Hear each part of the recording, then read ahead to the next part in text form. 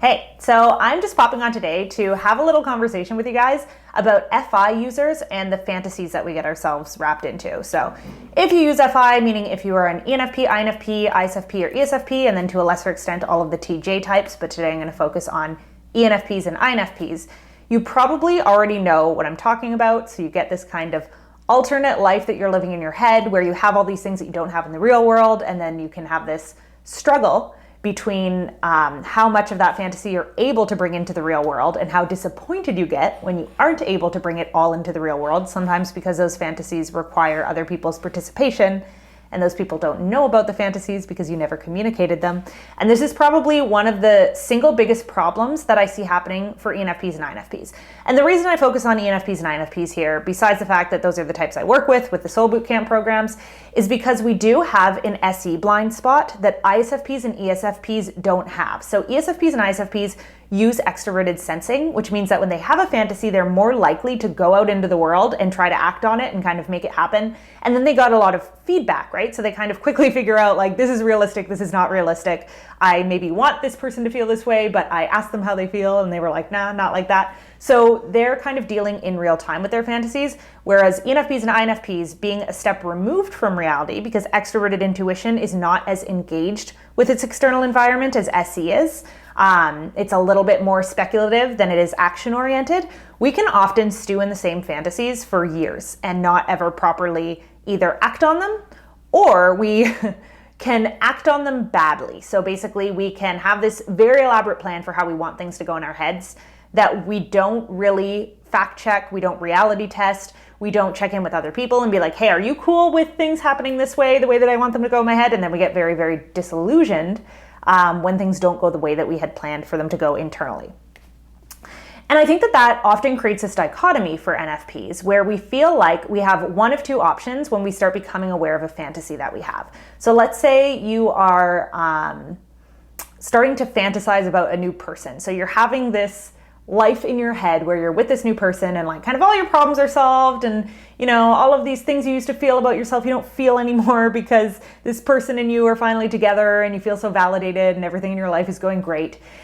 And we think that one of two things has to happen, which is either we play out that fantasy in real life or we discard of that fantasy realizing it's not realistic. But there's a third option for FI users that I actually think is very, very important, useful, and worth considering, which is take a look at that fantasy and without even thinking about whether or not you can make it play out in real life and without even thinking about how to let it go, just ask yourself, what is this fantasy trying to tell me? So what am I missing in my life that my mind is trying to make me aware of through this story that it's telling me? Because all people think in stories and there's a moral to every single story, right? Every good story anyways. And our mind is no different. Like our mind is constantly constructing stories because it's trying to get us to pay attention to some kind of moral. But often we miss the subtlety as FI users and we think, okay, this story is literal. So I literally have to go be with this person or else I'll never be happy again. But it's very possible that your mind is just telling you, oh, this person has a trait that maybe you feel is vulnerable within yourself. So maybe someone is super, super confident and you just love that about them. And so you're having this fantasy where like, oh, a super confident person could be really interested in me. And what would that mean about myself? So ask your mind, if this story were true, what would be true about myself that is not true about myself as I sit here fantasizing about it? So if that person were to love me back, if that job were to be mine, if that trip that I want to take I were finally on, which traits would I be acting out? Which traits within me would be present that I currently haven't taken the time to cultivate within myself? Because fantasies are kind of this very easy way to avoid actually working on ourselves. Because if I can just dissociate into this fantasy land where I already have the thing that I want, then I don't have to do the work that it takes to get me to the place where I have that thing. Tice Gibson, who runs the personal development school, talks about our minds being kind of like GPSs. So you're always routing yourself to the quickest route possible to the feeling that you want to have. So it doesn't matter if it's the healthiest way of getting there. It doesn't matter if it's the most sustainable way of getting there. But if there's a very quick way to get you to feel the way that you want to feel, your mind is always going to try to take you there first. And for NFPs, it's always going to be easiest to just dissociate into a fantasy where we've already done the work that we would have to do in order to get to the place we want to get to. Because we get this kind of high off of feeling like, ooh, I'm already there. I already have this thing because I'm imagining it. And it feels so real that it's kind of the same as getting there.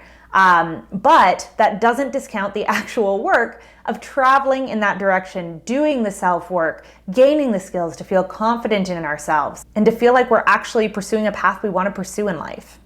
So instead of trying to either play out or discard your fantasies as an FI user, try just looking at what is this fantasy telling me about the self-work that I need to do.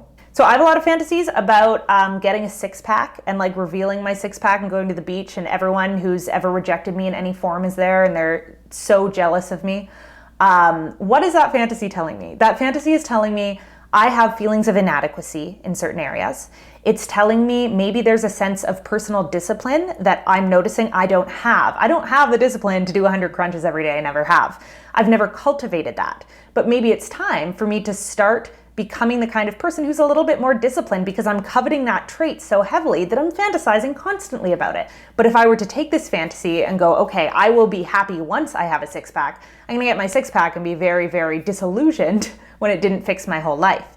But if I tell myself I want to start cultivating discipline and I want to start working strategically and consistently towards the things that I want, that's a very achievable goal, and that's a means goal. So an ends goal is, okay, I want to arrive at something, but a means goal is I want to develop a new way of getting to places. So I want to be a person who can infuse discipline into the way that I approach everything, whether it's creative work, whether it's my physical health, whether it's my relationships. And when you have a means goal, it's a lot more applicable to a lot of different areas of your life, so it pays off over and over and over again, as opposed to an ends goal, which maybe pays off in this kind of like crazy high for 10 minutes. And then all of a sudden you get this sense of like, oh, I'm disillusioned and I'm back to where I started. I'm back at square one. And then you have to identify a new end goal. And then once you get there, you're disillusioned again. It's this kind of never-ending repetitive cycle. We will stay stuck in that forever until we realize that our fantasies are not meant to be acted out in real life. They're meant to tell us something about what's missing. So that fantasy version of yourself is telling you really important and really meaningful things. It's communicating such pivotal information if you just take a minute and listen to it.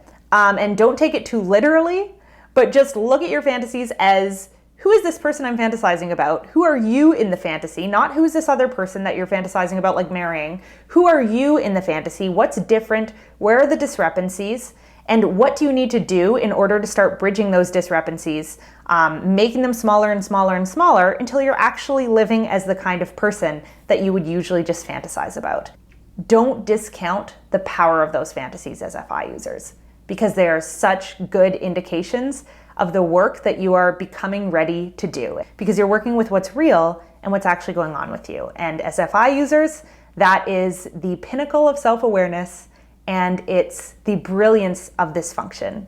So let me know in the comments where you're kind of at in this process of fantasizing, rejecting your fantasies, accepting them, extracting the principles from them. I always used to think you have to either reject or go for your fantasies full force, but lately I'm learning that there's a lot of wisdom in the middle ground, and I'm curious about where you guys are on that journey. So let me know below, and thank you for listening to this video.